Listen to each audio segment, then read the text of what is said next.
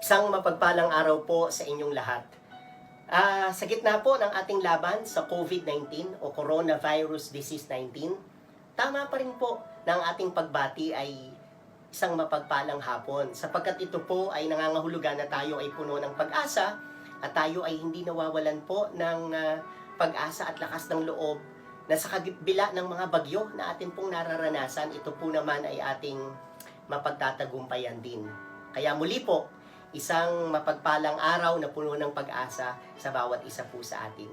Marahil ang tanong, meron po bang aral na makikita kapag ang isang tao ay nasa gitna ng mga pagsubok at suliranin? Katulad ngayon na ang mundo, hindi lang po ang Pilipinas, ay humaharap sa kamandag ng COVID-19.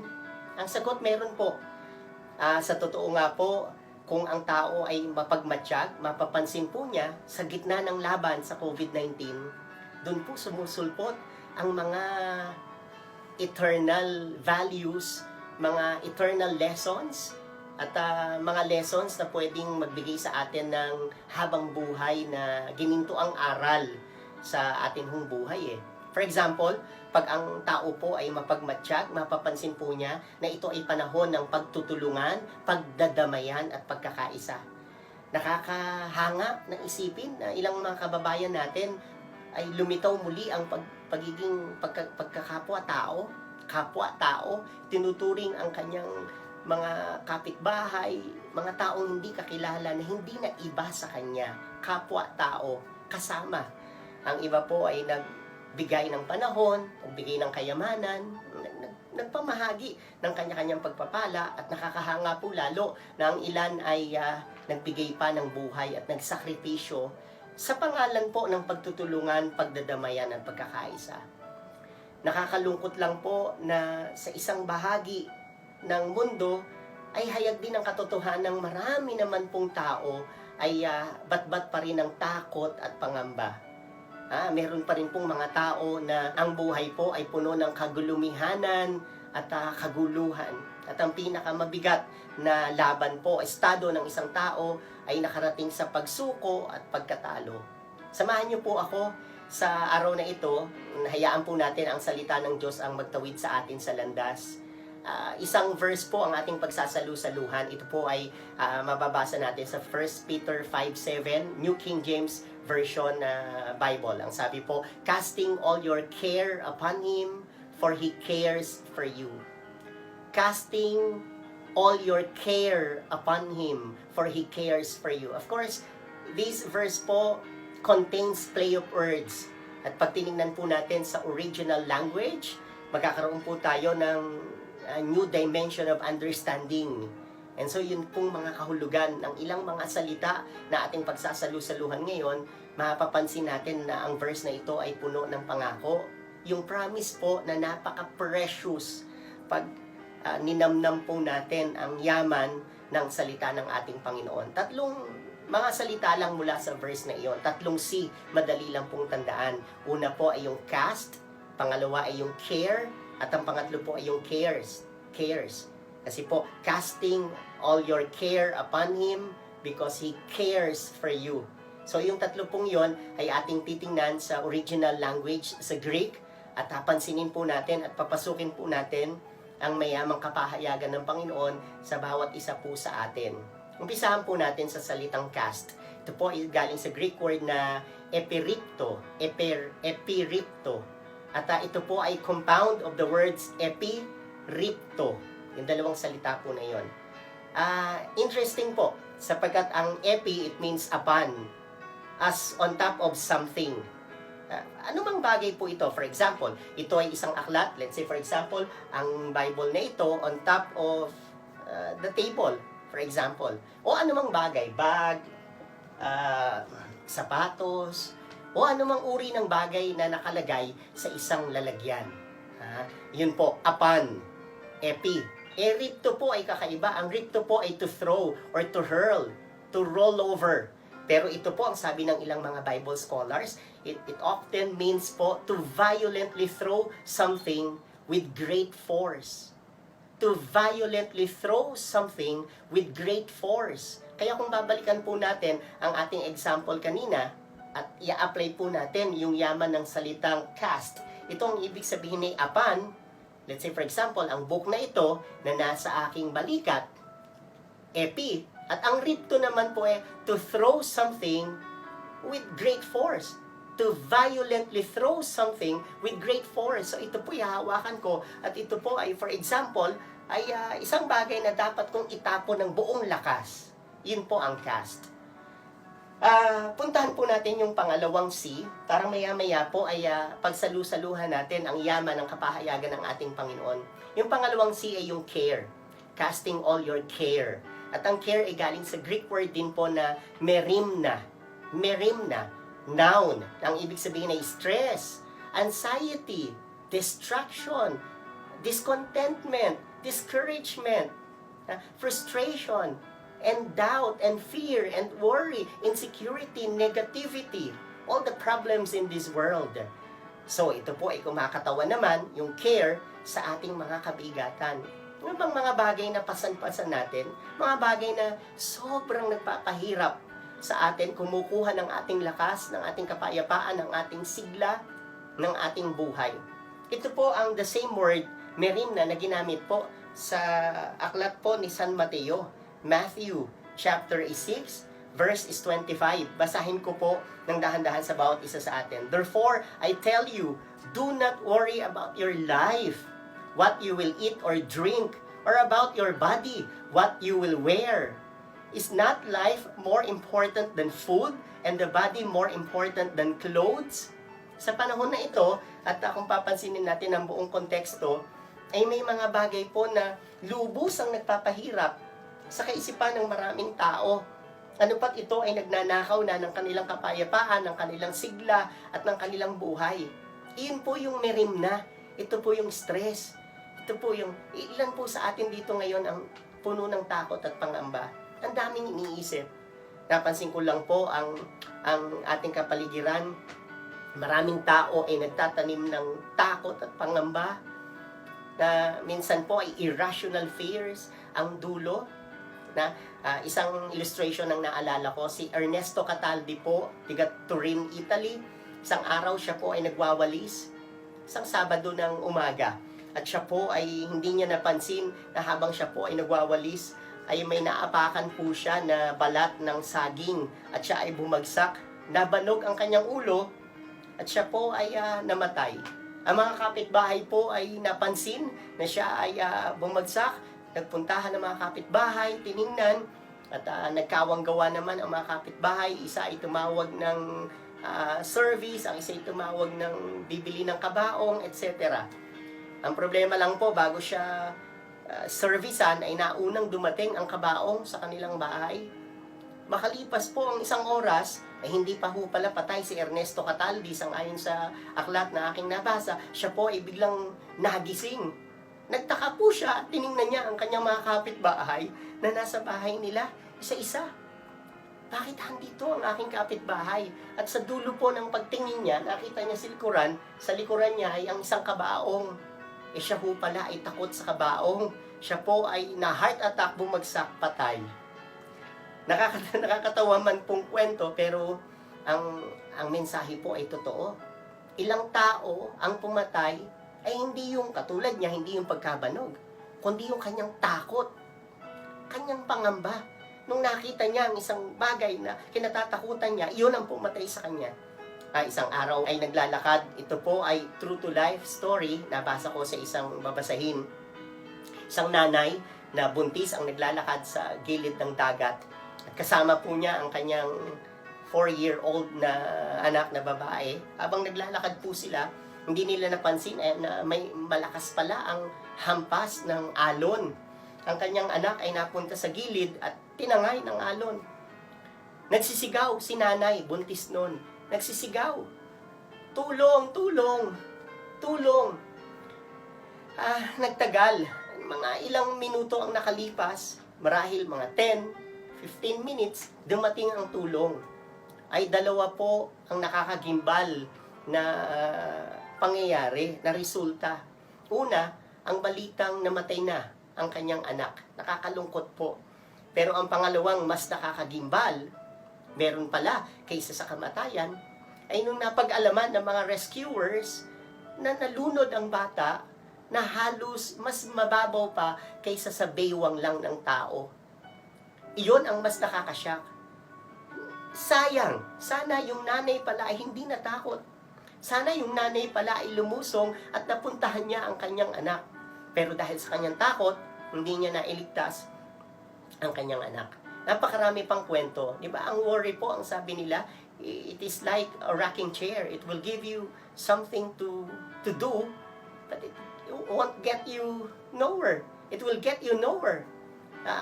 Ang worry po, ang pag-aalala ay pagbabayad ng mga bagay na wala pa man sa atin, binabayaran na po natin. Napakabigat. So, ang care po ay simbolo ng kabigatan, ng problema, ng kaisipan, ng lahat ng bagay na kabigatan. So, kung babalikan natin yung dalawang salita, ang cast at ang care. Ang care, sabi natin, ay stress, anxiety, distraction, worry, fear, all the problems in this world. Kung ito yon at ang cast ay, sabi natin, ay nakapatong. Nakapatong pala sa akin ang aking stress, ang aking takot, ang aking pangamba. At ang cast na iyon, ang sabi natin ay to violently throw something with a great force. Dapat pala ito'y ihahagis. Sasabihin, ayoko na nito, hindi ito para sa akin. Pero kaya nino ihahagis? Paano? Pupunta tayo sa pangatlong C, yung cares. Tapos na ang cast, tapos na ang care. Ang cares po ay very interesting sapagkat ang cares po ay galing sa Greek word na melo or melo ang sabi nila, melo. At ang ibig sabihin po ay to be concerned about or interested in. So God is so aware of you. God cares so deeply about you. Ang cares pala na yon ay nagpapahayag ng malalim at malawak na biyaya at pangunawa, kapatawaran, pagpapatawad ng ating Panginoon sa bawat isa po sa atin. Ang cares ay nagsisimbolo ng puso ng Panginoon, ng Diyos na handang sumalo ng lahat ng ating kabigatan. Ang kanyang persona, ang kanyang mukha, ang kanyang kamay, ang kanyang buong pagkatao, ang kanyang pagpapagaling, ang kanyang paglukob ng kanyang awa at biyaya. Iyon po ang kahulugan ng cares. Now, pansinin po natin at tingnan natin kung gaano kayaman na yung promise na yon ay maging so precious to each and every one of us. Yung cast, yung care at yung cares. Sabi natin, ang cast ay ang ibig sabihin ay to throw, to violently throw something with a great force, yung something na matagal nang pasan-pasan natin.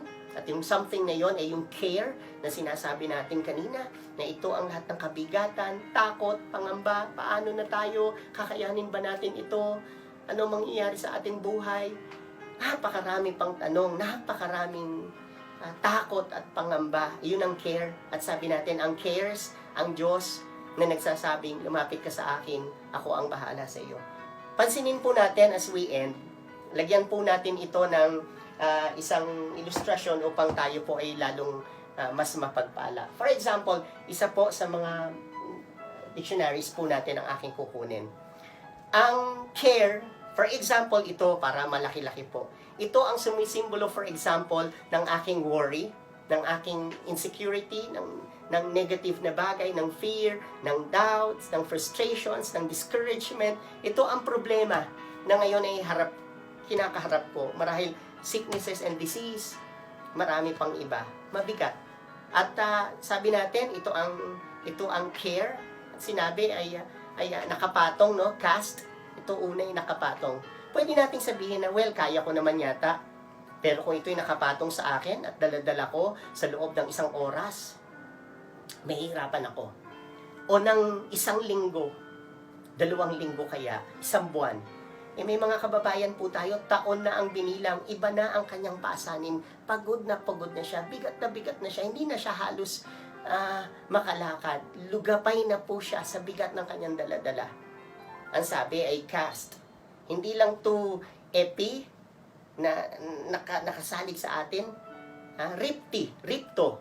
na ang ripto ay to throw, to hurl. And so, ang ibig sabihin, ito pala ay dapat kong ihagis. Ang ibig sabihin lang ay mag-decide ka. Hindi ito para sa akin. Hindi kalooban to ng Lord. Ito'y ihagis ko. Kanino? Sabi niya, for He cares for you. Cast all your care upon Him, for He cares for you. Lord, ito po ang lahat ng aking kabigatan. Ito po ang aking takot at pangamba. Ito po ang aking sakit at karamdaman. Ito po ang aking kasalanan. Ito po ang nagpapahirap sa akin. Ang sabi po ninyo, cast. Ito po'y ibabato ko ng buong lakas sa inyo po. Cast all your care. Ito po ang aking problema, pagsubok sa buhay.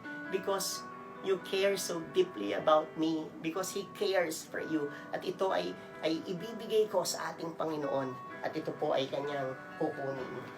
Napakarami pong unnecessary burdens na dadala-dala ang tao. Pagdating sa burden bearing, may isa po tayong kakilalang hindi nagbabago noon, ngayon, at magpakailanman. Ang pangalan po niya, Jesus, ang ating Panginoong Jesus.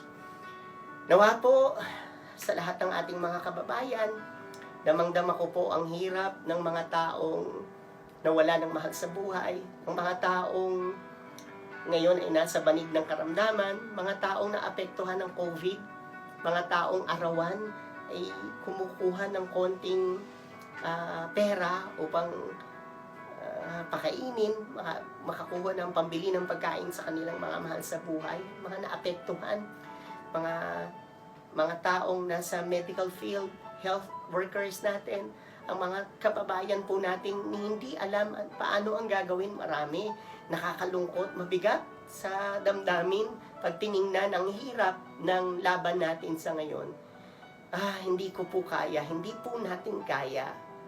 Pero ang sinabi ng Panginoong Hesus sa ating lengguwahe marahil, itapon mo sa akin.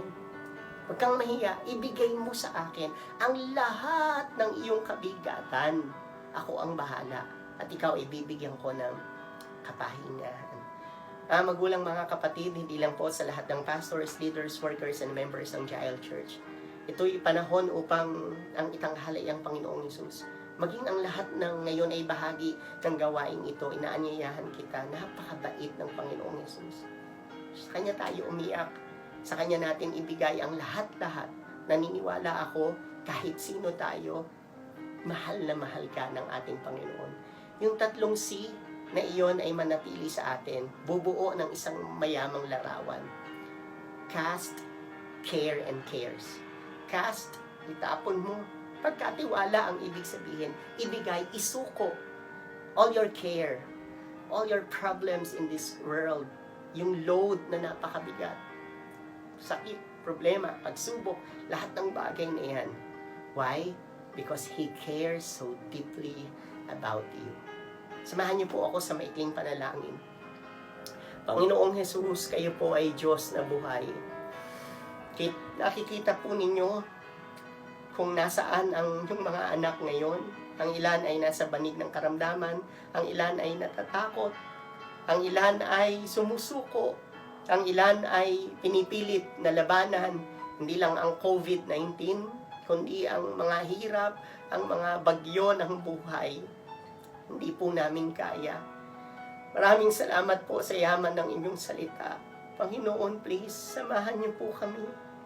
Payagan niyo po na magkaroon kami ng isang desisyon ngayon na ang lahat ng kabigatan ng aming buhay, maging ang kasalanan, maging ang takot at pangamba, ay pagkatiwala po namin sa inyo na parang ito'y hinahagis namin sa inyo.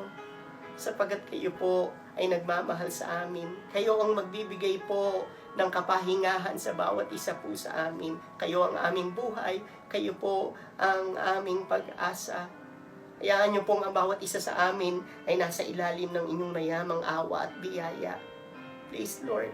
At payagan niyo po na ang bawat isa sa amin ay makasumpong ng pinakamagandang aral sa panahon ng aming laban sa COVID-19. Ano pong aral? Na kayo po ang Diyos na hindi nang iiwan, na kayo po ang Diyos ng buhay at pag-asa. Maraming salamat po, Panginoon, sa inyo pong pangalan. Pinagkakatiwala po namin ang aming pamilya, ang aming bayan, ang bawat isa po sa amin, maging ang aming buhay. Panginoong Hesus, salamat po. Kayo po ang manatiling Diyos at tagapagligtas, kapayapaan ng aming buhay. Salamat po, Panginoon. Ito po ang aming samo at panalangin sa pangalan ng aming Panginoong Hesus. Ang lahat po ay magsabi ng Amen and Amen and Amen. Muli po, sa pangalan ni Brother Eddie at ng buong EMB or Executive Management Board, ito po si Pastor Bobot Bernardo na nagsasabi sa inyong isang mapagpalang araw sa inyong pong lahat. God bless.